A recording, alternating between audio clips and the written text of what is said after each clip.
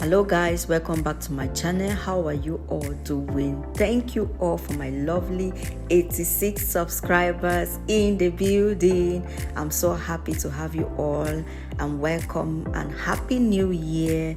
I know that this year is a year of good news, blessings, and more fulfillment as you continue or you're starting your weight loss journey. I believe that you will attain your goals this year, or maybe you just want to live a normal balanced life and keep your weight in healthy check. So welcome back to my channel again. If you haven't subscribed to this channel, please do so immediately and click on your notification bell, because in this channel it is all about the good vibes, the good things, and stuff like that.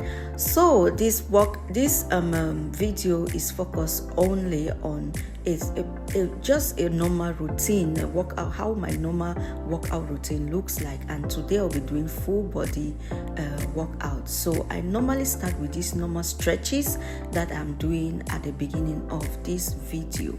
Stretches are very important for reducing body injury, especially if you will be lifting weights. Even if you're not lifting weights, you're doing just cardio, it is good to do these stretches to keep your joints flexible, to keep your body ready for the workout. So now let's get in, and this is just how my normal routine looks like. But today it is like I said before, it is just a full body, and other videos will be coming up where I'll be doing upper body and where I'll be doing lower body, and each of these I will be combining it with core movements like the waistline and stuff like that. So just enjoy the video. Maybe this full body workout is not something that suits you. You can do what suits you, and that's fine. You must not follow